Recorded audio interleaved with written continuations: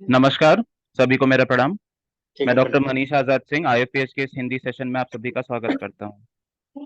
आज का अरे सेशन शुरू करने से अपनी पहले हम सभी 1 मिनट का मौन रखेंगे। सुविधा ना, वो हो सकता है कुछ कारण से। जी धन्यवाद। जैसे हम सभी जानते हैं, आईएफपीएच का हिंदी मंच है जो 7:30 से 8:30 बजे तक के लिए चलेगा। इसके बाद इंग्लिश सेशन है जो 8:30 से 9:30 के लिए रहेगा, और उसके बाद मलयालम का लोकल सेशन होगा। आईएफपीएच यानी international forum for promoting homeopathy का ये हिंदी सेशन है। आईएफपीएच बेसिकली कोशिश है जिसमें हम चाहते हैं कि ज़्यादा से ज़्यादा डॉक्टर्स, होम्योपैथी डॉक्टर्स हमारे साथ आके जुड़ें, अपना ज्ञान व्याख्यान से हमारे ज्ञान को बढ़ाएं, और होम्योपैथी का जो ज्ञान है जो साझा किया जा सके एक दूसरे के साथ। इसी कोशिश के तहत आज हमारे साथ जुड़े हैं प्रोफेसर डॉक्टर कल्याण स्वरूप जी। जो भी रेगुलर ज्वाइन करता हूँ वो कल्याण जी को पहचान ही रहा होगा, बट फिर भी एक बेसिक जानकारी मैं दे देता हूँ। डॉक्टर कल्याण स्वरूप जी डीएमएस हैं कोलकाता से, department of practice of medicine, professor, Gaya homeopathic medical college Gaya, Bihar से। सर ने लेक्चर डिलीवर किया है in government homeopathic medical college Faizabad UP, government medical college Kanpur UP. Sir ने काफ़ी सारी किताबें भी लिखी हैं जैसे disease of nail, bird of homeopathic philosophy और easy materia medica. And sir के पास more than 45 years of experience है। आज का सर का टॉपिक है practical approach towards natrum youth. Sir, Hindi मंच पे एज ए लेक्चर फिर से आपका स्वागत है। प्लीज अपना आज का व्याख्यान शुरू करें और हमारा ज्ञानवर्धन करें। धन्यवाद। मेरी आवाज आ रही है? मेरी आवाज आ जी रही सर। है? जी सर, जी सर। ओके, ओके, ओके, धन्यवाद। मेरे सभी होम्योपैथिक भाई एवं बहनों को मेरा हार्दिक अभिनंदन। मैं डॉक्टर कल्याण स्वरूप गया बिहार से आपके साथ जोग कर रहा हूं। आज आईएफपीएच का हिंदी वेबिनार का 493वां दिन है, और संयोग यह है कि 493 को अगर जोड़ा जाए तो जो कुल जोग आती है 16 आती है, 16 आती है, और संयोग से आज तारीख भी 16 ही है। मैं अपना टॉपिक शुरू करने से पहले कुछ शब्द कहना चाह रहा हूं, कृपया ध्यान देंगे। बेलगाम घोड़ा कभी भी अपनी मंजिल तक नहीं पहुंच पाएगा जहां उसको जाना है, परंतु जिस घोड़े में लगाम लगा होता है और घुड़सवार भी होता है तो वह अपनी निश्चित मंजिल तक अवश्य पहुंच जाती है। आज होम्योपैथिक की दशा भी इसी ओर जा रही है, बिना लगाम घोड़े की तरह। हम अपने कार्डिनल प्रिंसिपल को भूलते हुए चले जा रहे हैं। हम अपने हेरिंग्स लॉ को भूलते चले जा रहे हैं। हम अपने 12th ऑब्जर्वेशन ऑफ केंट को भी भूलते चले जा रहे हैं, और हम सोचते हैं कि मेरा पेशेंट प्योर हो रहा है। यह हमारी भूल है। जब तक हम इन प्रिंसिपल को फॉलो नहीं करेंगे, उसके अनुसार ट्रीटमेंट नहीं करेंगे, तो हम कभी भी किसी पेशेंट को क्योर नहीं कर सकते हैं। उसके डिजीज को सप्रेस कर सकते हैं, जिससे आप भी खुश और पेशेंट भी खुश, मगर क्योर संभव नहीं है। ये छोटी सी बात इसलिए कहा हूं कि हमारे होम्योपैथी की स्थिति जो चल रही है वो दयनीय स्थिति, उस पर हम विचार करके आपको गलाऊं। आज का मेरा टॉपिक है नाइट्रम्यूर, जिसे कॉमन साल्ट भी कहते हैं। और ये नाइट्रम्यूर बहुत ही डीप एक्टिंग मेडिसिन के रूप में आती है। कुछ राइटर ने इसे हॉट मेडिसिन के रूप में भी लिखा है, और कुछ राइटर ने इसे चिली मेडिसिन भी कहा है।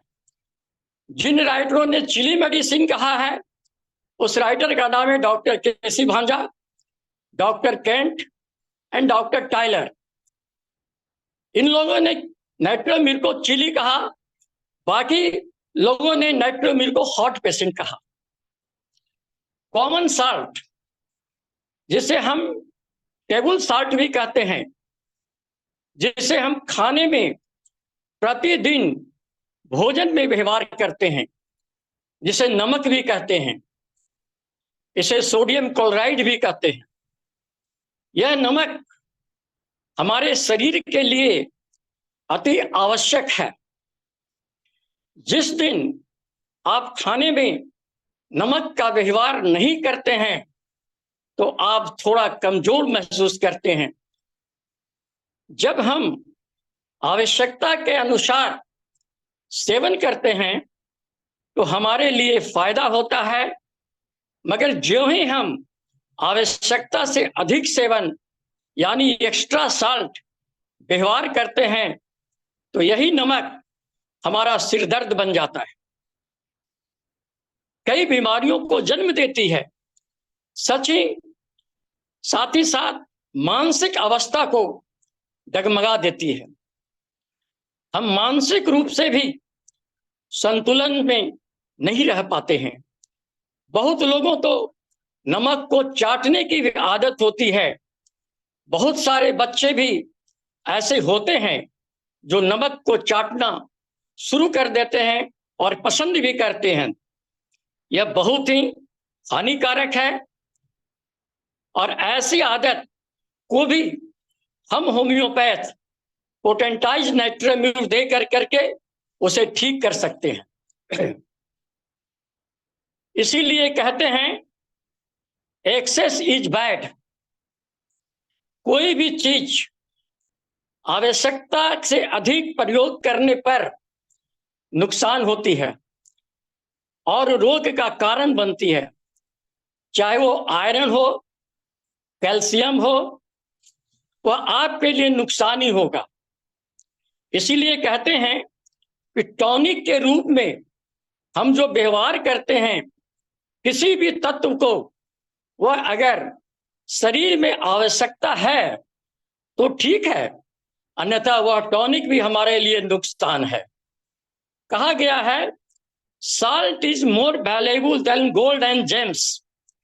हीरा जवाहरात से भी ज्यादा वैल्यू है नमक का है। हीरे जवाहरात के बिना हम रह सकते हैं, मगर नमक के बिना नहीं रह सकते हैं। नमक ही ऐसी चीज है जिसे लोग खाने के बाद कहते हैं कि नमक का सैरियत रखना चाहिए। यह शब्द अगर किसी भी स्वाद के लिए आता है तो वह सिर्फ नाइट्रोम्यूर ही है, दूसरी कोई नहीं है जिसके स्वाद के साथ ऐसा शब्द कहा गया। नाइट्रोम्यूर, इस नाइट्रोम्यूर को अच्छी तरह से समझने के लिए मैं आपको एक रास्ता दिखा रहा हूं। यह रास्ता एल से होकर के जा रही है। L means L for love, L for like and L for lead. यही एल जो नाइट्रोम्यूर को लाइट दिखाकर आपको स्मरण करने का यह रास्ता बता रहा हूं। हमने आपके सामने 10L गाइडिंग सिम्टम्स के रूप में दे रहा हूं। First, looking anaemic. Second, loss of vital fluid. Third, losing flash while living well. Fourth, liability to take cold. Fifth, lacrimation mood. Sixth, long wait for passing the urine. Seventh, longing for the extra salt. Eight, looks trim of the rover and the thrust. 9, late learning to walk. And 10, love deterioration. ये जो मैंने 10L की चर्चा की है, ये 10L जो है 10L है, ये सारे के अंदर नाइट्रोम्यूर को ही सेट किया गया है। ये 10L अगर अपने दिमाग के अंदर बसा लेंगे तो शायद नेट्रम्यूर को बहुत कम समय के अंदर आप समझ पाएंगे और ज्यादा अध्ययन करने की आवश्यकता नहीं होगा। कृपया आप इस पर थोड़ा सा जो मैं बता रहा हूं उसको कोशिश करिएगा कि इसमें मैं क्या देने जा रहा हूं। फर्स्ट टेल है लुक। जब हम किसी नेट्रम्यूर के पेशेंट को देखते हैं तो क्या देखते हैं? नेट्रम्यूर का कंप्लेक्शन आप देखिए और देखने के बाद दिखेगा कि उसका शरीर जो है वो पीलापन लगता है देखने के लिए, एनीमिक होता है। एनीमिक होने के वजह से नेट्रम्यूर का पेशेंट जो होता है वो पीलापन दिखाई पड़ता है, क्योंकि नेट्रम्यूर के अंदर हेमोग्लोबिन की कमी हो जाती है, नेट्रम्यूर के अंदर आरबीसी का भी कमी हो जाती है। तो ऐसी अवस्था में जहां पर आरबीसी कम जाएगा, जहां पर हेमोग्लोबिन कम जाएगा, वैसी स्थिति में हम किसी के चेहरों को देखेंगे तो चेहरा लाल नहीं बल्कि पीला ही दिखाई पड़ेगा। दूसरा सिम्टम्स है loss of vital fluid. Loss of vital fluid के अंदर शरीर से किसी भी तरह का वाइटल फ्लूइड अगर बाहर चला आता हो, चोट लगने से, ब्लीडिंग की हो वजह से हो, चाहे एक्सेसिव सेक्सुअल एंजॉयमेंट के कारण लॉस ऑफ सेमिनल फ्लूइड हो, चाहे प्रोफ्यूज डायरिया हो, चाहे वो प्रोफ्यूज पर्सपिरेशन हो, ये कुछ भी हो, एक्सेस मेंसेस हो, एक सारे कंडीशन के अंदर लॉस ऑफ वाइटल फ्लूइड आती है। और ये लॉस ऑफ वाइटल फ्लूइड के वजह से ही नेट्रम्यूर जो होता है वीक हो जाता है, नेट्रम्यूर एनीमिक भी हो जाता है। और अगर इस तरह का वाइटल फ्लूइड लॉस है, वैसी स्थिति में हम दूसरे मेडिसिन को भी सोच सकते हैं। दूसरा मेडिसिन है आपका चाइना भी है और एसिड फोर्स भी है। तो ऐसी स्थिति में हम चाइना की तरफ भी जाएंगे और एसिड फोर्स की तरफ भी जाएंगे, मगर हम इंडिविजुअलाइज करके ही पेशेंट को नेट्रम्यूर या कोई मेडिसिन देंगे। तीसरी चीज है losing twelve by living well. Generally हम देखते हैं कि नेट्रम्यूर का जो पेशेंट होता है उसका गर्दन जो होती है, नेक जो होती है, वो सिकुड़ा हुआ होता है, रिंकल होता है। और ये जो खाने में कमी जो होती है, कमी के कारण ही उसका जो बॉडी है वो बढ़ता नहीं है, उसका शरीर बढ़ता नहीं है, शरीर डेवलप नहीं करता है। और डेवलप नहीं करने की वजह से ही वो दुबला पतला लगता है देखने में, जस्ट लाइक साइलेसिया। मगर साइलेसिया के अंदर क्या है? साइलेसिया के अंदर ने लिखा हुआ है not due to the lack of food but due to the lack of assimilation. खाना तो खाता है जरूर, मगर खाना खाने के बाद जो पचना चाहिए वो पाचन शक्ति साइलेसिया के अंदर में नहीं पाया जाता है, जिस कारण से साइलेसिया का पेशेंट के अंदर पाया जाता है loss of flesh. But natrum mur के अंदर खाना तो मिलता है, मगर खाना मिलने के बावजूद भी यह पेशेंट जो है इसकी बॉडी का डेवलपमेंट नहीं हो पाता है। चौथी चीज है liability to take cold. Natrum mur patient hot patient है, फिर भी इस पेशेंट को ठंड बहुत जल्दी लगता है। लाइक सल्फर, सल्फर भी हॉट पेशेंट है। हॉट पेशेंट होने के बावजूद भी सल्फर का पेशेंट स्नान करना पसंद नहीं करता है, क्योंकि हॉट पेशेंट को स्नान करना चाहिए, मगर सल्फर हॉट होने के बावजूद भी स्नान इसलिए नहीं करता है कि उसकी स्किन डिजीज है वो बढ़ जाती है। उसी तरह से एंटीमक्रूट भी हॉट पेशेंट है, मगर वो हॉट पेशेंट होने के बावजूद इसलिए स्नान नहीं करता है कि स्नान करने के बाद उसका सर दर्द बढ़ जाता है। इसलिए वो नेट्रम्यूर सल्फर का पेशेंट भी स्नान नहीं करता है हॉट पेशेंट होने के बावजूद, एंटीमक्रूट भी हॉट होने के बावजूद भी स्नान करना पसंद नहीं करता है। नेक्स्ट है हमारा है लैक्रिमेशन मुख फूड। चेहरा देखिए, हम होम्योपैथ किसी भी पेशेंट को आने के बाद जब मेरे क्लिनिक में आता है तब उसके हम अपीयरेंस को देखते हैं कि वो किस तरह से आया, किस चाल से आया, कैसे वो मेरे पास बैठा, कैसे वो हमसे बात कर रहा है, बैठने का तरीका क्या है, उसका अपियरेंस क्या है, ये सारी चीज को देखते हैं। तो नाइट्रम म्यूर के अंदर हम क्या देखते हैं, उसका जो चेहरा देखते हैं वो लैक्रिमेशन रहता है। चेहरे के अंदर लगता है कि वो रोने की स्थिति में हो। जब आप नाइट्रम म्यूर पेशेंट से बात करेंगे तो देखेंगे वह बातों ही बातों में उसकी आंखों में वह नम हो जाती है, उसकी आंखें नम हो जाती है, उसकी आंखों में आंसू भर आती है। मगर वह भर तो जाती है आंसू, फिर भी वो कोशिश करता है कि मेरी आंसू आंख में ही रहे, वो बाहर नहीं आवे, आंखों से छलके नहीं। आंसू जब बार बार छलक जाती हो तो वह नाइट्रम म्यूर नहीं हो करके वो पल्सेटिला की तरफ चला जाएगा। तो जो ही वो लैक्रिमेशन मूड में हो, विपिंग मूड में हो और आंखों से आंसू छलक जाते हो तो नाइट्रम म्यूर का व्यवहार कभी नहीं करिएगा। उस समय आप पल्सेटिला का व्यवहार करिएगा, क्योंकि पल्सेटिला का इसलिए छलक जाता है कि उसको कॉन्सोलेशन से आराम मिलता है, सांत्वना से उसको आराम मिलता है, इसलिए वो रोना पसंद करता है। परंतु नाइट्रम म्यूर को कॉन्सोलेशन से तकलीफ होती है, इसलिए किसी के पास अपना आंसू नहीं दिखाती है। नाइट्रम म्यूर हमेशा अकेले में निर्जन जगह पर जहां कोई भी ना हो अपनी इच्छा भर रो लेती है, मगर सभी के सामने वो आंसू नहीं बहाता है। यह नाइट्रम म्यूर की सबसे बड़ी पहचान है। Next, long wait for passing the urine in presence of other.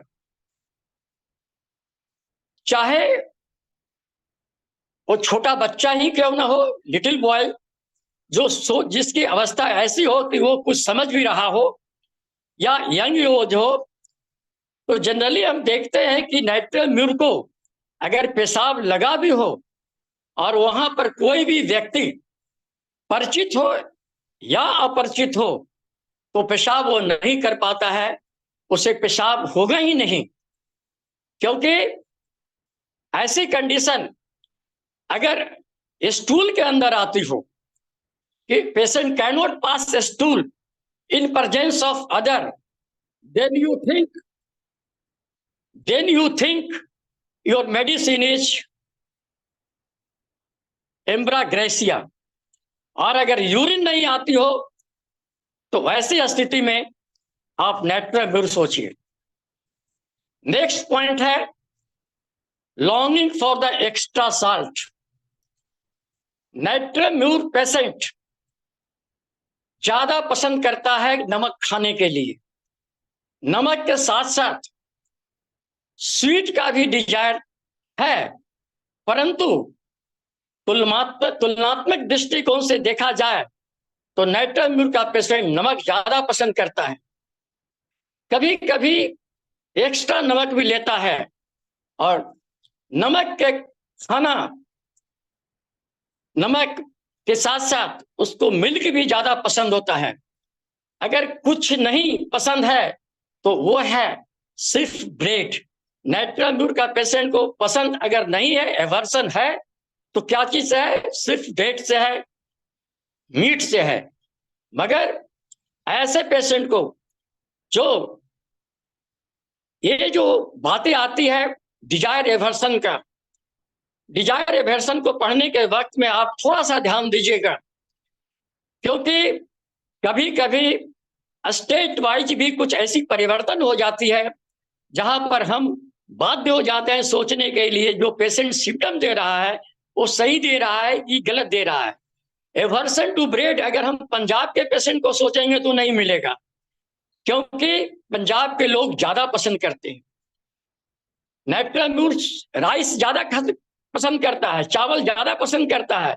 मगर अगर बंगाल के पेशेंट को हम देखेंगे तो बंगाल का पेशेंट ज्यादा ही लोग राइस पसंद करता है, तो वहां राइस पसंद करना नॉर्मल हो गया, एबनॉर्मल में नहीं आया। पंजाब के अंदर रोटी जो है नॉर्मल में आ गया, एबनॉर्मल में नहीं आया। तो स्टेट वाइज भी हमको कुछ सोचना पड़ेगा डिजायर और एवर्सन को लेकर के। बहुत सारे ऐसे नेट्रोम्यूर का पेशेंट है जो ब्रेड खाना भी पसंद करता है। यह किसी खास राज्य एवं परिस्थिति के ऊपर भी निर्भर करता है। सिर्फ डिजायर एवर्सन बुक में देख करके हम उसके आधार पर मेडिसिन को नहीं दे सकते हैं। नेक्स्ट है लुक्स ड्रीम ऑफ द रोवर and dream of the thirst. Natrum mur का पेशेंट, हम होम्योपैथ कितना माइन्यूट सोचते हैं। किसी मेडिसिन को सिलेक्शन करने के वक्त कहा गया है जहां ना जाए रवि वहां जाए कवि।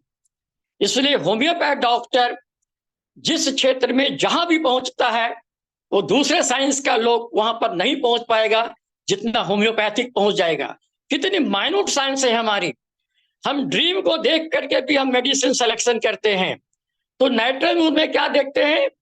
नाइट्रोम्यूर जो ड्रीम देता है वो लगता है कि मेरे घर के अंदर कोई चोर और डकैत घुस गया, और वो जागता भी है। जाग करके पूरे घर को सर्च करेगा, और जब तक वो पूरे घर को सर्च नहीं करेगा तब तक वो चैन से सोएगा नहीं। ये नहीं कि देख लिया कोई नहीं है, कमरे में सोया हुआ है और जाकर के सो गया, तब तक उसको नींद नहीं आएगी जब तक वो पूरे घर को सर्च नहीं कर सकता। उसी तरह से जब नाइट्रोम्यूर का ड्रीम थ्रस्ट के तरफ जाता है तो थ्रस्ट आने के बाद थ्रस्ट ड्रीम ही नहीं होती है, वो पानी पीना भी चाहता है और पानी पीता भी है। इसलिए ये जो ड्रीम है, किसी भी मेडिसिन का ड्रीम बहुत ही अनकॉमन पिकुलियर सिम्टम्स माना जाता है और मेडिसिन सिलेक्शन करने में हमारा बहुत ही हेल्प करता है। Next, late learning to walk. ये लेट लर्निंग टू वॉक, चलने में दिक्कत होती है, लेट चलता है बच्चा, बोलने में बच्चा लेट करता है, ये सारी चीज जो होती है ये नाइट्रोम्यूर के अंदर ही पाया जाता है। मगर नाइट्रोम्यूर में जो लेट लर्निंग टू वॉक क्यों होती है? यह अंग के वीकनेस के वजह से नहीं होता है। ऐसा नहीं कि नाइट्रोम्यूर के पेशेंट का कोई अंग वीक है जिसके वजह से वो लेट लर्निंग टू वॉक है, नहीं। Just like late learning to walk in calcarea carb. अगर कैलकेरिया कार्प के अंदर लेट लर्निंग टू वॉक अगर पाया जाता हो तो ऐसी स्थिति में जाता है due to the weakness of the bone, वैसी स्थिति में हम कैलकेरिया कार्प देंगे। और उसी स्थिति में अगर late learning to walk due to the mental defect, मानसिक रूप से अगर थोड़ा सा दिक्कत हो और उस समय चलने से अगर लाचार है बच्चा, तो वैसी स्थिति में हम ब्राइटा कार्प को सोचेंगे। तो लेट लर्निंग ऑफ वॉक के अंदर हमने 3 मेडिसिन को दिया, कोई वीकनेस नहीं है, किसी भी कारण से नहीं है, फिर भी बच्चा चलने में देर कर रहा हो, you take the help of natrum mur. अगर बोन के अंदर डिमेरिट है, बोन के अंदर वीकनेस है, you take the help of calcarea carb. और अगर मेंटली पेशेंट अगर थोड़ा वीक है तो वैसी स्थिति में take the help of baryta carb. Next, love deterioration या डाइवर्सिटी जिसको भी कहते हैं, बहुत पिकुलियर होती है नाइट्रोम्यूर का पेशेंट। किसी राइटर ने लिखा है, she is unable to control her affection and falls in the love with the married man. एक शादीशुदा आदमी के साथ भी नाइट्रोम्यूर का पेशेंट को प्यार हो जाता है और वो चाहता है कि हम शादी करें तो उसी से शादी करें जो शादीशुदा है। साथ ही साथ नाइट्रोम्यूर का पेशेंट का अफेक्शन इतना डाइवर्सिटी की तरफ चला जाता है कि कभी कभी वो अपने ड्राइवर से, अपने कोचमैन से, उसके यहाँ जो सर्वेंट है, वो काम करने वाला है, उससे भी उसका अफेक्शन हो जाता है और उससे भी वो शादी करने के लिए तैयार हो जाता है। तो ये जो डाइवर्सिटी है, डिटोरिएशन है लव के अंदर, ऐसा डिटोरिएशन अब तक हमने किसी मेडिसिन के अंदर नहीं पढ़ा है जितना हमने नाइट्रोम्यूर के तरफ देखा है। तो नाइट्रोम्यूर के अंदर जो डिटोरिएशन जो होती है, इस तरह से हम उस मेडिसिन को दे करके उसके माइंड को हम डाइवर्ट कर सकते हैं, डाइवर्ट करके उस पेशेंट को हम ठीक कर सकते हैं। अगर वो अफेक्शन किसी कोचमैन के तहत जा रहा हो, अगर वो अफेक्शन किसी मैरिड पर्सन के तरफ वो जा रहा हो, खिंचाव हो रहा हो, तो उसको सिंपैथी के साथ मेडिसिन दे करके हम अगर चाहें तो उसको, उसके माइंड को डाइवर्ट कर कर करके उसको हम हेल्प कर सकते हैं। मेंटल सिम्टम्स के अंदर बहुत ही अच्छी सिम्टम्स एक है कि sad and joyless patient under the most cheerful circumstances. एक जगह आप जहां बैठे हुए हैं वहां आप देख रहे हैं कि ये सारी जो मजलिस है पूरी खुशी में घूम रहे हैं लोग, पूरी खुशी की मजलिस है, फिर भी नाइट्रम का पेशेंट को कभी जॉय मूड में नहीं देखिएगा, हमेशा वो उदास मूड में रहेगा। खुशी नाम का क्या चीज होता है नाइट्रम नहीं जानता। नाइट्रम के अंदर एक चीज और देखिएगा, क्या देखिएगा? Prostration of mind as well as the prostration of body. जिस तरह से प्रोस्टेशन बॉडी के अंदर पाया जाता है उसी तरह से नाइट्रम के अंदर भी प्रोस्टेशन जो है मेंटली प्रोस्टेट रहता है। वो जस्ट लाइक आर्सेनिक के अंदर प्रोस्टेशन आप देखिएगा, बहुत सारे मेडिसिन के अंदर प्रोस्टेशन पढ़ने का मौका रहता है। Next, weeping is the general condition. रोना, रोना तो उसके मन के अंदर बसा हुआ है, वो हर जगह पर वो रोना ही ज्यादा पसंद करता है। नेक्स्ट, नाइट्रम का पेशेंट जो है खाना खाने के बाद बहुत टाइट फील करता है, वो ऐसा लगता है कि बहुत थकावट महसूस करते हैं। और जब तक वो खाना खा लेता है तो खाना खाने के बाद नाइट्रम एक ऐसी पेशेंट है जो खाना खाने के बाद अनइजीनेस फील करता है, महसूस अच्छा महसूस नहीं करता है।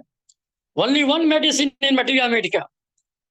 और अगर वो नाइट्रम का पेशेंट दिन भर भी भूखा रह जाए, एम्प्टी स्टोमक रह जाए, तो पेशेंट इतना अच्छा महसूस करता है अपने आप को। फास्टिंग के वक्त में पेशेंट इतना अच्छा महसूस करता है जितना कोई भी पेशेंट महसूस नहीं करता है। और खाना खाने के बाद जनरली नाइट्रम का पेशेंट को अनइजीनेस ज्यादा लगता है। ये तो हुई बातें गाइडिंग सिम्टम्स के अंदर आकर करके नाइट्रम को हमने समझाने का कोशिश किया। अब मैं नाइट्रम को थेराप्यूटिक पॉइंट ऑफ व्यू से भी कुछ बताना चाहता हूं।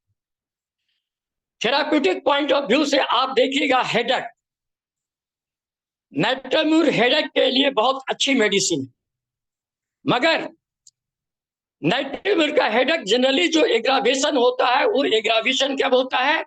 10 to 11 AM, 10 बजे से लेकर के 11 बजे तक इसका ज्यादा तकलीफ पड़ता है। नाइट्रम का जो हेडेक होता है जनरली लेफ्ट साइड ज्यादा होता है, और उस समय पेशेंट ये महसूस करता है कि हमारे सर के ऊपर कई हथौड़े पीट रहे हैं। Throbbing sensation just like belladonna, belladonna में कम होती है, नाइट्रम में ज्यादा होता है। तो अगर वो 10 से 11 बढ़ता हो, पर्सपिरेशन से आराम मिलता हो और लेफ्ट साइड हेडेक हो, तो वैसी स्थिति में हम नाइट्रम हेडेक के रूप में सोच सकते हैं। मगर पर्सपिरेशन से आराम होने के वक्त में सिर्फ एक मेडिसिन नाइट्रम ही नहीं है, सोरिनम भी है, जिंकम भी है। तो सोरिनम और जिंकम को भी हम एमुलेशन ऑफ पर्सपिरेशन के वक्त में विचार कर सकते हैं। थेराप्यूटिक्स के अनुसार एक टेंडेंसी होती है जिसको बोलते हैं एवकवक। नाइट्रम का पेशेंट को आप देखिएगा कि वो जो काम करती है, अपने घर में जो काम करती है, रसोई घर में जो काम करती है, जनरली उसकी हिस्ट्री होती है कि वो बर्तन ज्यादा तोड़ती है। बर्तन तोड़ने की उसकी आदत नहीं है, मगर फिंगर के अंदर एक तरह का टेंडेंसी होता है जिसको बोलते हैं फिटगेटी। फिटगेटी टेंडेंसी होती है, नर्वसनेस टेंडेंसी होती है, जिसके कारण से वो किसी चीज को अगर हाथ से पकड़ती भी है या पकड़ता भी है तो हाथ से वो छूट जाता है। वो जान करके छूटता नहीं है, मेंटली नहीं है, फिजिकली ये डिफेक्ट है। और इस अवस्था में अगर एक वर्कमेट आता है तो हम नाइट्रम के साथ साथ एपिसमोल के भी सोचेंगे, नाइट्रम के साथ बोविस्टा को भी सोचेंगे। थेराप्यूटिक्स के अंदर आप आइए तो स्किन डिजीज के तरफ हम चलते हैं। स्किन डिजीज में देखा गया है एक्जिमा के अंदर, पार्टिकुलर एक्जिमा अगर पाया गया है, स्पेशली द हेयर मार्जिन, जहां जहां केस का मार्जिन हो, वहां पर अगर एक्जिमा पाया जाता हो या स्किन डिजीज पाया जाता हो, तो वैसी स्थिति में हम उस पेशेंट को नाइट्राम्यूर दे सकते हैं। नाइट्राम्यूर का एग्रावेशन क्या हो जाएगा? सी शोर में जाने के बाद उसकी तकलीफ बढ़ जाएगी। जो भी वो समुद्र किनारे टहलने के लिए जाएगा तो उसकी जितनी भी तकलीफ है बढ़ जाती है। स्किन डिजीज में चाहे आर्टिकेरिया हो तो भी बढ़ जाएगा, एक्जिमा हो तो भी बढ़ जाएगा, दम्मा हो तो भी बढ़ जाएगा। और नेल बहुत पिकुलियर होती है। हमारी एक बुक लिखा हुआ है, काइंडली पढ़ने का कोशिश करिएगा, डिजीज ऑफ द नेल। एक छोटी सी बुक है, उस बुक के अंदर मैंने सारा चीज डाल दिया हूं, डायग्नोसिस से लेकर के थेराप्यूटिक से लेकर के रिपर्टी तक उसके अंदर मैंने डाल दिया हूं, डिजीज ऑफ द नेल के अंदर। जब भी नाइट्राम्यूर के नेल के तरफ जाते हैं तो देखते हैं हैंग नेल देखते हैं, और जो मसल, जो म्यूकस, जो स्किन जो होता है नेल के पास में, वो जनरली क्रैक करना शुरू हो जाता है, just like the petroleum, petroleum की तरह क्रैक करना शुरू हो जाते हैं। नेक्स्ट, हम जो कॉन्स्टिपेशन देखते हैं, तो नाइट्राम्यूर का कॉन्स्टिपेशन भी बहुत ही पिकुलियर है। कॉन्स्टिपेशन में जनरली हार्ड स्टूल होती है, और ये जब हार्ड स्टूल होती है तो एनल कैनाल जो है वो क्रैक कर जाता है, और क्रैक होने की वजह से उससे ब्लीडिंग आना शुरू हो जाती है। तो अगर क्रैक करने के बाद ब्लीडिंग आ गया, पेन है, वैसी स्थिति में हार्ड स्टूल के साथ हम नाइट्राम्यूर पर भी विचार कर सकते हैं। और एक चीज नाइट्राम्यूर का और पिकुलियर क्या है, कॉन्स्टिपेशन के साथ साथ जब वो खाना खाता हो तो खाना खाने के बाद निश्चित ही उसको लगेगा कि हम लैट्रिन जाएं, पैखाना जाएं, और लैट्रिन उसको जाना पड़ता है। ऐसा नहीं कि जाना नहीं पड़ता है, उसको जाना पड़ता है और जाता भी है। तो अगर ये टेंडेंसी अगर किसी पेशेंट के में जा रहा हो कि खाना खाने के बाद भी वो लैट्रिन जाता हो, तो ऐसी स्थिति में आप नाइट्राम्यूर की तरफ जरूर ध्यान दीजिएगा। यूरिन कंप्लेंट के अंदर में एक और भी सिम्टम्स है, वो है इनवॉलेंट्री यूरिनेशन। इनवॉलेंट्री यूरिनेशन मतलब यूरिन को अपने आप आ जाना। पेशेंट चाहता है कि उसको कंट्रोल करें, फिर वो कंट्रोल नहीं कर पाता है। ये कब स्थिति में आती है?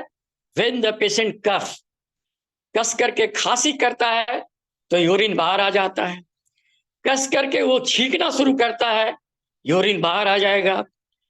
अगर कस करके वो हंस भी दिया तो यूरिन बाहर आ जाएगा। तो ऐसी स्थिति हम नाइट हम कॉस्टिकम को भी सोचेंगे।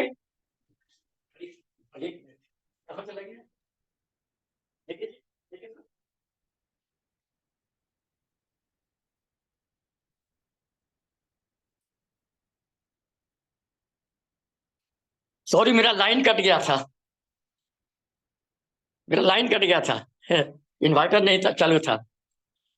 नेक्स्ट, फीवर की तरफ हम देखते हैं। फीवर में क्या देखते हैं कि नाइट्राम्यूर का फीवर जब भी आता है तो उस वक्त में उसको नींद आ जाती, और नींद आती है तो वैसी स्थिति में हाई टेम्परेचर के साथ अगर नींद आ जाता हो, और हाई टेम्परेचर खास कर करके दिन में 11 और 12 बजे के बीच आता हो, तो ऐसी स्थिति में हम नाइट्राम्यूर पर विचार कर सकते हैं। मगर नाइट्राम्यूर का फीवर का एक और पिकुलिटी है, जिसको बोलते हैं फीवर ब्लिस्टर। जब भी नाइट्राम्यूर का फीवर होगा तो उसके ओठ के ऊपर देखिएगा कि छोटे छोटे दाने निकल जाते हैं। और ये छोटे छोटे दाने क्या निकलते हैं? ये छोटे छोटे दाने निकलते हैं जिसको हम बोलते हैं फीवर ब्लिस्टर। ये दाना निकलता है जनरली, तो उसी को बोला जाता है फीवर ब्लिस्टर। ये सारी चीज हमने नाइट्राम्यूर की तरफ देखा। मैंने बहुत सारे राइटरों का नाइट्राम्यूर पढ़ने का कोशिश किया। नाइट्राम्यूर के अंदर मुझे जो भी मिला भिन्न भिन्न राइटरों का, वो मैं आपके सामने कुछ पॉइंट दे रहा हूं। अकॉर्डिंग टू डॉक्टर केसी भांजा, केसी भांजा ने कहा है कि नाइट्राम्यूर का टंग देखिए, वो मैप टंग होगा, विथ वायलेंट थ्रस्ट होगा। एंकल उसका वीक होगा, जब चलेगा तो उसकी एंकल जॉइंट इजी वे में टर्न कर जाएगा।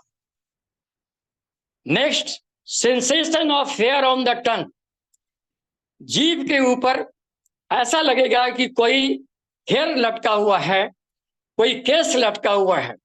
अगर इस तरह का सिम्टम्स अगर पाया जाता हो तो हम नाइट्रोम्यूर देंगे। मगर यही सिम्टम्स अगर हेयर सिम्टम्स जो है टंग के ऊपर है तो नाइट्रोम्यूर सोचेंगे। मगर यही सिम्टम्स अगर hair sensation of hair in the eyes, अगर आईज के अंदर लग रहा है कि कोई बाल उस पर लटका हुआ है, कोई केस चला हुआ है, then you think your medicine is tabacum. और यही सिम्टम्स अगर थ्रोट के अंदर लग रहा है, sensation of hair on the throat, then you think of sulphur. तो हेयर सेंसेशन के लिए हमने 3 मेडिसिन दिया।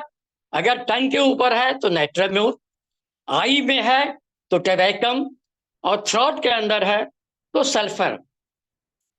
नाइट्रोम्यूर के पेशेंट को ऑल म्यूकस में ड्राई हो जाता है, just like the bryonia. Bryonia में जिस तरह ड्राइनेस होता है म्यूकस मेम्ब्रेन का, उसी तरह से ड्राइनेस हो जाती है नाइट्रोम्यूर के अंदर में। पेशेंट जनरली हार्ट के पास एक सोचता है कि ये कोल्ड सेंसेशन है, ये कोल्ड सेंसेशन लग रही है, और ये कोल्ड सेंसेशन में क्या लगता है, साथ साथ उसके साथ बॉडी के अंदर ट्रेवलिंग भी शुरू हो जाती है। वैसी स्थिति में हम नाइट्रोम्यूर दे सकते हैं। नाइट्रोम्यूर के पेशेंट को एवर्सन फ्रॉम मेन है, आदमी से उसको एवर्सन है, मगर ये एवर्सन पल्सेटिला के भी अंदर आती है। और पल्सेटिला के अंदर लिखा हुआ है कि fear from the opposite sex, ये इसमें अंदर है कि मेन एवर्सन करता है, मगर पल्सेटिला के अंदर fear from the opposite sex, male जो है फियर करता है फीमेल से, और फीमेल फियर करेगा मेल से। अगर ऐसी कंडीशन हो तो हम पल्सेटिला देंगे, और अगर सिर्फ जेंट्स के अंदर अगर पाया जाता है तभी हम नाइट्रोम्यूर पर विचार करते हैं। नाइट्रोम्यूर को कभी भी फीवर अगर हाई हो तो कभी भी नाइट्रोम्यूर का व्यवहार नहीं करना चाहिए। ड्यूरिंग हाई टेम्परेचर कभी भी नाइट्रोम्यूर का व्यवहार नहीं करें। अगर फीवर सबसाइड कर जाता हो, फीवर डाउन कर जाता हो, तब आप नाइट्रोम्यूर दीजिए, मगर हाई टेम्परेचर के अंदर नाइट्रोम्यूर को कभी नहीं देना चाहिए, क्योंकि इसके देने के बाद फीवर जो है प्रोलॉन्ग कर जाएगा, बहुत दिनों तक चला जाएगा। अकॉर्डिंग टू फरिंगटन ने क्या लिखा है, फरिंगटन ने लिखा है कि साल्ट जो होती है वो पॉइजन को एंटीडोट करता है। पॉइजन जस्ट लाइक, कभी कभी आपने देखा होगा कि किसी को मधुमक्खी काट लेता है तो वहां पर हम लोग नमक का व्यवहार करते हैं और उस जगह पर नमक को लगाते हैं। तो नमक लगाने से भी मधुमक्खी की डंक जो मारती है, उसकी जो जलन होती है वो कम जाती है। तो नाइट्रोम्यूर जो है उस पॉइजन को एंटीडोट करता है। साथ ही साथ राइटर ने यह भी लिखा है कि अगर कोई भी व्यक्ति एक्स्ट्रा नमक ज्यादा यूज करता है तो उसको कैटरेक्ट बनने की संभावना बहुत जल्द हो जाती है, बहुत जल्दी होती है कि वो कैटरेक्ट से सफर करे। तो एक्स्ट्रा अगर साल्ट हम यूज करते हैं तो हमारे शरीर के, हमारे आंख के अंदर कैटरेक्ट बनने की संभावना ज्यादा बढ़ जाती है।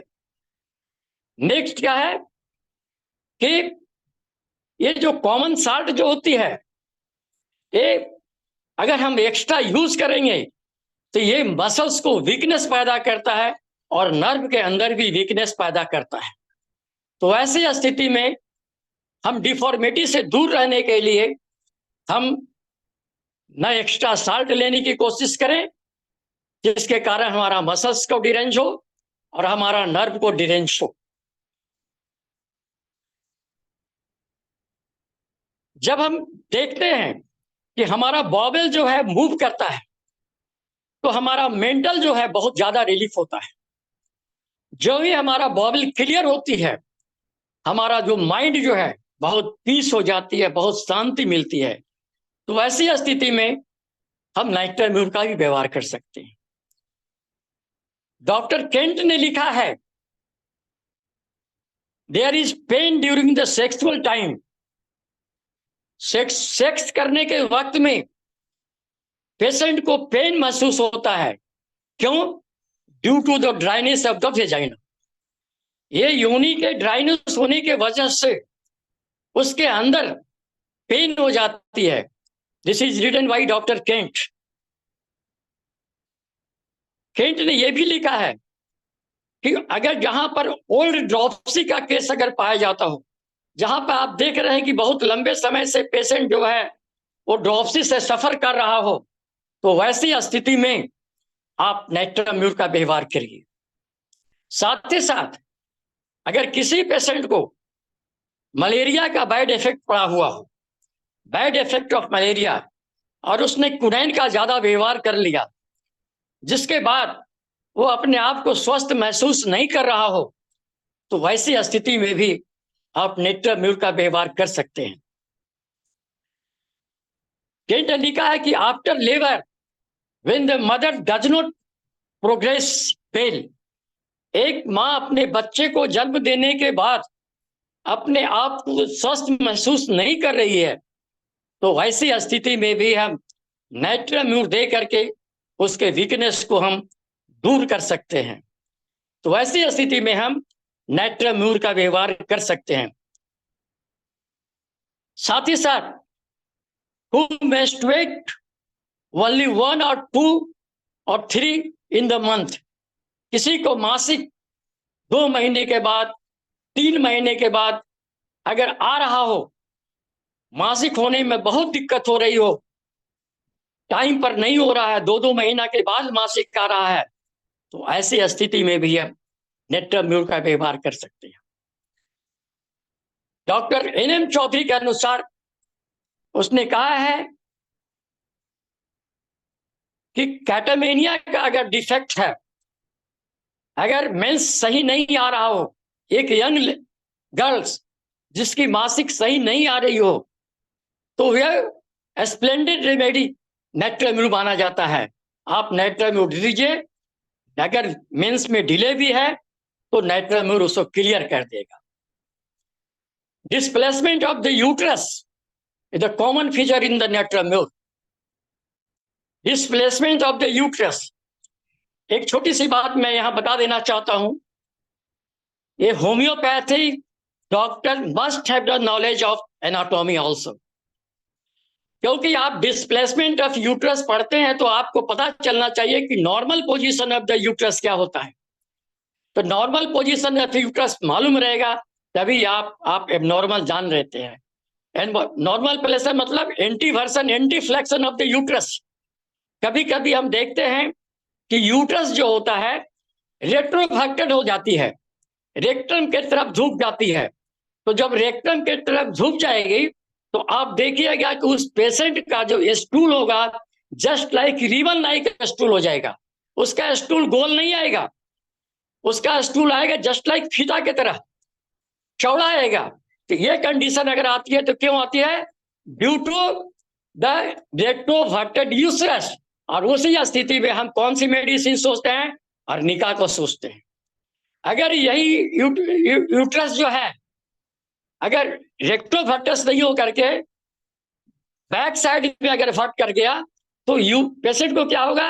फ्रिक्शुअल मिंचुरेशन शुरू हो जाएगा, जल्दी जल्दी पेशाब करना शुरू हो जाएगा, क्योंकि ब्लैडर के ऊपर का इफेक्ट पड़ जाता है। तो हमारा मेटेरिया मेडिका ऑर्गेनन सारे मेडिसिन के सारे बुक के साथ में एनाटॉमी को भी जानना बहुत ही जरूरी है। एन.एम. चौधरी ने लिखा है कि great thrust for the large quantity of cold water. जिस तरह से ब्रोनिया के अंदर लार्ज थ्रस्ट होती है, उसी तरह से नाइट्राम्यूर के अंदर भी हम देखते हैं कि पेशेंट का जो डिजायर होता है वो बहुत ही ज्यादा होता है। लास्ट में एमिल टाइगर का भी कुछ पॉइंट बता दूं। एमिल टाइलर ने क्या किया है? एमिल टाइलर कहता है कि natrum mur is very chilly patient. Chilly patient और डॉक्टर ने बोला है, भांजा भी बोला है, केंट ने भी बोला है, उसने भी कहा है कि चिली पेशेंट है।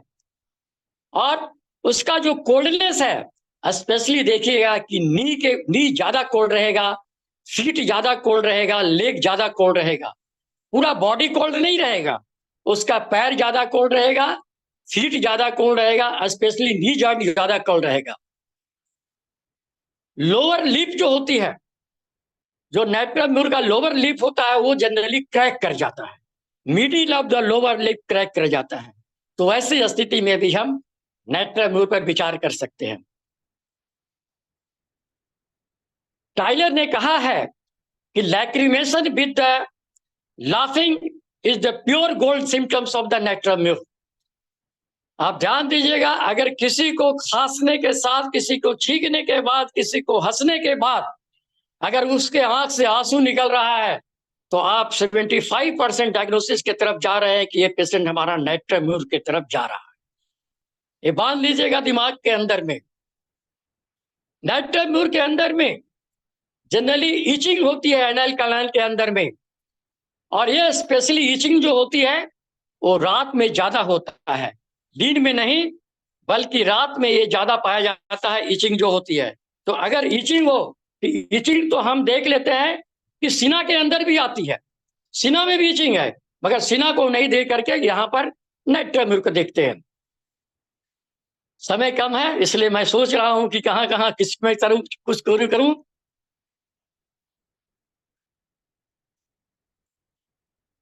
डॉक्टर बर्नेट ने लिखा है, डॉक्टर बर्ट ने कहा, बर्ट्स का फिजियोलॉजिकल मटेरियल अमेरिका पढ़ने का कोशिश करिएगा।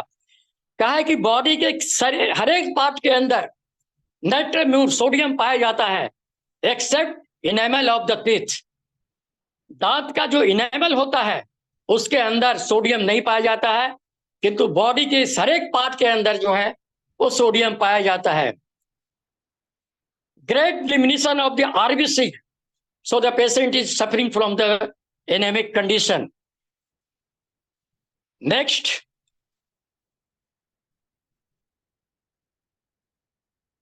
थोड़ा शॉर्ट कर रहे हैं क्योंकि देख रहा हूं मेरा 17 मिनट टाइम बच रहा है। 17 मिनट के अनुसार मैं आपको ज्यादा नहीं दिख सकता हूं।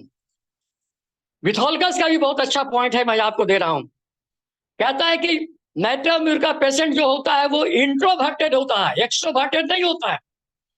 इंट्रोवर्टेड होने का मतलब हर चीज को अपने अंदर छिपा करके रखना।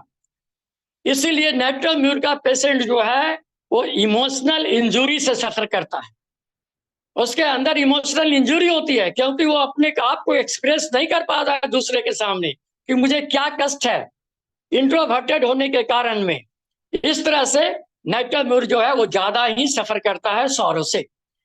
नेक्स्ट, विथोल्कस ने बहुत ही अच्छी पॉइंट दिया है कि नेट्रम म्यूर को किसी के ऊपर विश्वास नहीं होता है। वो सारा प्रॉब्लम जो है, नेट्रम म्यूर चाहता है कि सारा प्रॉब्लम हम सोल्व कर ले, खुद अपने आप को सोल्व कर ले, और सारा किसी से कुछ नहीं कहेगा। नेट्रम म्यूर का कितना भी बड़ा कष्ट अगर नेट्रम म्यूर को आ जाएगा तो ये सोचेगा कि हम इसको अपने आप सोल्व कर ले, किसी का सहारा नहीं ले, इसलिए सहारा लेने का वो कोशिश नहीं करता है। ये विथोल्कस ने बहुत अच्छा लिखा था। अब 10 मिनट के अंदर मैं अपना इसको वक्तव्य को खत्म करने का भी कोशिश करूंगा। है तो मेरे पास बहुत कुछ, मगर देने लायक अभी कुछ नहीं है मेरे पास, इसलिए समय नहीं है। नेट्रम म्यूर को समझाने के लिए मैं थोड़ा सा एक पॉइंट और दे रहा हूं। एक पॉइंट मेरे पास है 3H। 3H क्या है? H for human, H for happy, and H for hope. H for human, H for happy, H for hope. जो ह्यूमन नेट्रम म्यूर का होता है, जो बिलोंग करता है नेट्रम म्यूर से या करती है, उसके जीवन काल में कभी भी हैप्पी मिलती नहीं है या रहती नहीं है। उसके जीवन काल में कभी आशा नहीं रहती है, वो हमेशा निराशा से ही गुजरती है। यह पेशेंट हमेशा अनहैप्पी रहता है या होपलेस रहता है।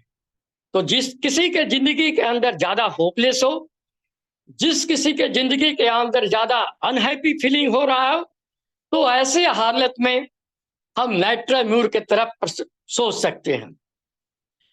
नेट्रम म्यूर का पेशेंट मन की प्रसन्नता कैसी होती है, यह नेट्रम म्यूर कभी जाना भी नहीं है। जिंदगी में उसने कभी नहीं जाना कि नाइट्राम्यूर पेशेंट हम कैसे प्रसन्न रह सकते हैं, कैसे हम खुश रह सकते हैं। ये नाइट्राम्यूर कभी नहीं जाना, कभी नहीं सोचा, कभी भी उसे प्रसन्नता मिली ही नहीं, कभी भी वो खुश रही नहीं। शारीरिक रूप से ब्लड लॉस होता है और मानसिक रूप से इमोशनल लॉस होता है। तो शारीरिक रूप से भी वो खुश नहीं है और मानसिक रूप से भी वो खुश नहीं है। वो कभी भी सांत्वना पसंद नहीं करती है। अगर उसे कोई सांत्वना देगा तो मानसिक रूप से वो पसंद नहीं करती है, इसीलिए उसको ज्यादा तकलीफ होता है।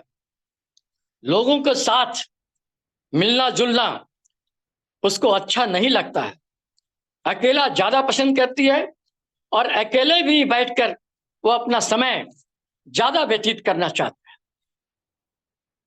किसी तरह का हल्का भी साउंड अगर हो, जैसे दरवाजा खोल रहे हैं उसका साउंड, आप किसी तरह का साउंड, बिल्कुल हल्का साउंड हो, वो साउंड भी नाइट्राम्यूर का पेशेंट बर्दाश्त नहीं करता है। वो हल्का साउंड, चाहे वो दरवाजा खोलने का हो वजह से हो या किसी बच्चे की आवाज भी हो, हल्की सी आवाज भी उससे गुस्सा आ जाता है। रोगी सिर्फ ठंडा जगह रहना पसंद करता है, ठंडा खाना पसंद करता है, ठंडा पीना भी पसंद करता है।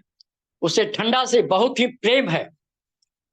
स्नान करना भी बहुत पसंद करता है, दाहिने साइड सोना भी पसंद करता है। नाइट्राम्यूर का पेशेंट ज्यादातर खाली पेट रहना वो ज्यादा पसंद करता है। इसलिए नाइट्राम्यूर के पेशेंट को आप देखिएगा। मैं इसके कुछ लेक्चर में कहीं पर मेरा डिस्कशन हुआ तो मैं बताने का कोशिश किया था नाइट्राम्यूर के बारे में। हमने कहा था कि नाइट्राम्यूर माने सोडियम ग्रुप और एक होता है पोटेशियम ग्रुप का मेडिसिन। पोटेशियम ग्रुप में कैलिकार हो गया, कैलीबाइक्रोमेट हो गया, कैलीबाइक्रोम हो गया, जो भी मेडिसिन आप ले लीजिए पोटेशियम ग्रुप में। सोडियम ग्रुप का कोई भी मेडिसिन लीजिए, चाहे नाइट्राम्यूर हो, नाइट्रम कार हो, नाइट्रम सल्फ हो, कोई भी हो। तो जो नाइट्रम सल्फ जो सोडियम ग्रुप का मेडिसिन होती है, उसकी जो गर्दन की लंबाई जो होती है, ये गर्दन की लंबाई होती है लॉन्ग होती है। जस्ट लाइक आपने सुराही को देखा होगा, सुराही जो पानी रखते हैं तो सुराही की गर्दन लंबी होती है। तो जो जिस पेशेंट की गर्दन लंबी हो, यू थिंक अबाउट द नाइट्राम्यूर। और जिस पेशेंट की गर्दन छोटी हो, छोटी मतलब आपने घड़ा को देखा होगा, जिस घड़े में आप पानी रखते हैं, तो घड़ा का गर्दन क्या होता है? घड़ा का गर्दन बहुत छोटा होता है। तो जो अगर घड़ा का गर्दन छोटा है तो ऐसी स्थिति में हम उस मेडिसिन में कौन सी मेडिसिन सोचेंगे? पोटेशियम ग्रुप का मेडिसिन सोचेंगे। तो पोटेशियम ग्रुप के मेडिसिन का गर्दन जो होती है वो छोटी होती है, नाइट्रम ग्रुप का मेडिसिन का गर्दन जो होती है वो लंबी होती है। जब एलेंस के नोट के अंदर पढ़िएगा, हेनीमैन ने एक बहुत ही अच्छी बात कही है। हेनीमैन ने कहा है, will bring on the menses when natrum mur fail और प्रोबेबली इंडिकेटेड। अगर किसी को मेंस आ रहा है, मेंस आने में गड़बड़ी है, मेंस टाइम पर नहीं हो रहा है, वैसी स्थिति में आपका सिलेक्शन नाइट्राम्यूर की तरफ जा रहा है, आप नाइट्राम्यूर देना चाहते हैं, मगर नाइट्राम्यूर अगर फेल हो रही हो, वैसी स्थिति में टेक द हेल्प ऑफ कैलीकार्प। कैलीकार्प एलेंस के नोट के अंदर देख लीजिएगा, कैलीकार्प के अंदर आप देखिएगा। वेटेरिया मेडिका पढ़ने के वक्त में एक चीज का हमेशा ध्यान दीजिएगा कि हर मेडिसिन के अंदर, किसी किसी मेडिसिन के अंदर बहुत अच्छी लिखा हुआ है, where your best selected remedy fail. जब आपका प्रॉपर इंडिकेशन मेडिसिन जो प्रॉपर सिलेक्शन किया आपने, बिल्कुल टोटलिटी ऑफ सिम्टम्स के आधार पर आपने सिलेक्शन किया, मेड्यूरिनम की तरफ चल जाएंगे। अगर मेड्यूरिनम की तरफ जा रहा है तो वैसी स्थिति में अगर फेल होता है तो वैसी स्थिति में क्या करेंगे? Where there is history of gonorrhoea, you think your medicine is medorrhinum. वैसी स्थिति में अगर बेस्ट मेडिसिन सिलेक्शन अगर फेल होता है तो वैसी स्थिति में आप सल्फर को भी सोच सकते हैं, और सोरिनम को भी सोच सकते हैं, सिफलिनम को भी सोच सकते हैं, मगर आप कंडीशन देखिएगा, इंडिविजुअलिटी देखिएगा। हम होम्योपैथ जब भी सिलेक्शन करते हैं तो किसी भी मेडिसिन को सिलेक्शन करने के लिए इंडिविजुअलाइज जरूर करिएगा। आप प्रॉपर केस टेकिंग करिए। प्रॉपर केस टेकिंग करने के बाद जो भी आपका समय लगता है, एक पेशेंट को माइन्यूटली आप देखने का कोशिश करिए। होम्योपैथी का कहीं ब्लेम नहीं आने दीजिए, होम्योपैथिक पर कहीं दाग नहीं आने दीजिए। होम्योपैथिक एक अच्छी साइंस है, इसमें दो मत नहीं है। अगर हम उसको अच्छी तरह से मेंटेन करके रखेंगे, हमारा होम्योपैथिक साइंस हमेशा रहेगा, हेनीमैन हमेशा रहेगा, और हेनीमैन के साथ अगर हम रहेंगे तो हम भी अमर रहेंगे, वो भी अमर रहेगा। धन्यवाद, मेरा लेक्चर अब खत्म होता है। हाँ, धन्यवाद कल्याण जी, आपने बहुत अच्छा प्रेजेंटेशन दिया है और सभी ने लाजवाब, शानदार, अद्भुत और बहुत बहुत धन्यवाद। इसके साथ ही किसी ने एक सवाल किया है जी कि सवाल है कुछ, मैं पढ़ता हूँ जी कल्याण जी। एक है कि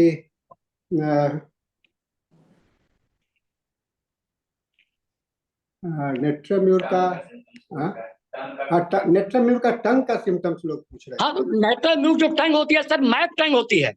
लगता है कि उसके अंदर कोई नक्शा बना हुआ है, और साथ ही साथ उसका टंग ड्राई होता है, जिसके कारण वो प्यास भी लगती है। तो राइटर ने लिखा मैप टंग। सर बेसिकली क्वेश्चन में उसका कंपैरिजन पूछा गया है कि नाट्रम म्यूर का और कंपैरिजन टंग के बेसिस पे कीजिए मर्क्यूरियस से और नाइट्रिक एसिड से। मर्क्यूरियस से नहीं कर सकते, इसलिए कि मर्क्यूरियस का टंग जो होता है, large and flabby bit imprint of the teeth. There is no imprint of teeth, there is no large tongue, there is no flabby tongue. So mercurius is more differ from the natrum mur. एक सवाल है, potency क्या देना चाहिए? Generally sir, हम homeopath को chronic disease देखने के वक्त में हमेशा मिडिल पोटेंसी 200 से व्यवहार करना चाहिए, क्योंकि हम जब किसी चीज पर एक सीढ़ी पर चढ़ करके हम छत के ऊपर देखना चाहते हैं तो पहले फर्स्ट स्टेप के बाद सेकंड स्टेप जानते हैं। हर एक राइटर ने लिखा है कि start from the middle potency and go to the upward potency, क्योंकि आप नेचर्स लॉ ऑफ क्यूर पढ़िएगा, 26 एफरोज के अंदर लिखा हुआ है कि a weaker dynamic affection is permanently extinguished by the stronger one, similar in the manifestation but the different in kind। अगर हम दे रहे मेडिसिन को, अगर हायर पोटेंसी दे देंगे तो भी मेरा पेशेंट आराम नहीं होगा, हम लोअर पोटेंसी देंगे तो भी मेरा पेशेंट आराम नहीं होगा। हमारा वो पोटेंसी सिलेक्शन होना चाहिए जो पेशेंट का डिमांड हो। चाहे वो लोअर पोटेंसी में 200 का डिमांड हो तो 1 से आराम नहीं होगा, 10 से आराम नहीं होगा। अगर पेशेंट का 30 का डिमांड होगा तो 200 से भी आराम नहीं होगा। मगर अगर 1M का डिमांड हो और 200 देते हैं तो 200 से नहीं आराम होने के बाद 1M जाने का मेरा रास्ता क्लियर है। हम 1M से 10M की तरफ जा सकते हैं, 50M की तरफ जा सकते हैं, CM की तरफ जा सकते हैं, मगर बैक रिटर्न होना मेरे लिए बहुत दिक्कत हो जाती है और हमारा प्रॉब्लम पैदा कर देता है। इसलिए better start from the 200 potency. बहुत अच्छा आपने बताया कल्याण जी। और सबसे अंतिम में एक सवाल मैं लोगों ने किया है और मैं समझता हूँ कि पूरी कहानी हो गई और फिर अंत में लोग पूछते हैं कि ये टॉपिक का हेडिंग क्या है ना? तो मैं बता देता हूँ, practical approach to natrum mur in homeopathy. Natrum mur को हम कहाँ पर किस तरह से व्यवहार करेंगे? हाँ, ये नेट्राम्यूर को हम किस तरह से और कहाँ पर व्यवहार करेंगे? हाँ, ओके डॉक्टर संदीप जी, ये टाइटल है व्यवहारिक नेट्राम्यूर का होम्योपैथी में व्यवहारिक प्रयोग। ये आज का टाइटल था, शायद आपने फ्लैश में आपने ठीक से देखा नहीं होगा, लेकिन ये बहुत अच्छा रहा प्रेजेंटेशन आज का। हम लोगों का समय बहुत ही कीमती है और आज तो हम लोग को बहुत अच्छा ज्ञान वर्धन हुआ। मैं समझता हूँ कि कल्याण जी ने बहुत ही डिटेल्स में बहुत कम समय में इसके सारे पहलुओं को इन्होंने डिस्क्राइब किया है, बताने का कोशिश किया है। और निश्चित रूप से इनका प्रैक्टिकल अप्रोच है, इनका वर्षों का एक्सपीरियंस है, क्लिनिकल एक्सपीरियंस है, साथ ही पढ़ाने का एक्सपीरियंस है, यहाँ पर हम लोग को यहाँ पर देखने को मिल रहा है। कल्याण जी, आप रेगुलर हम लोग के इस फोरम के आते रहते हैं और रेगुलर ये पार्टिसिपेट करते हैं। और कभी कभी आज जो सेशन था इसके लिए मैं इनको विशेष धन्यवाद इसलिए देना चाहूँगा कि आज का सेशन हमने इनको नहीं दिया था, हमने जिसको दिया था वो अचानक से उनका पैर का हड्डी टूट गया और आज ज्वाइन नहीं कर पाए।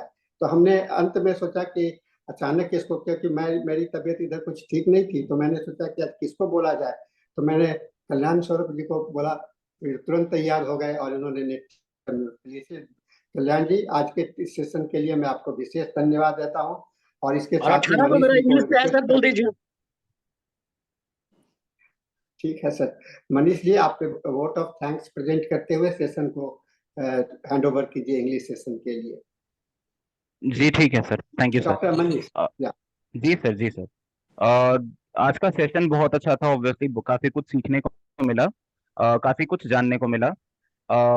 इस लास्ट क्वेश्चन का आंसर मैं ही जल्दी से देता हूँ। ये बार बार एक क्वेश्चन आ रहा है कि नाइट्रम और नाइट्रिक एसिड की टंग को कंपैरिजन किया जा रहा है। नाइट्रिक एसिड की टंग में बहुत क्लियरली लिखा है कि उसमें क्रैक चारों तरफ से होगा, जबकि नाइट्रम में बहुत क्लियरली लिखा है कि मैप टंग होगा। तो वो दोनों बेसिकली वर्ड से ही डिफरेंस है। आज का सेशन यही समाप्त होता है। Thank you very much. Thank you very much sir, आप इस तरीके से हमारे साथ जुड़े रहें, आते रहें और हमारा ज्ञानवर्धन करते रहें।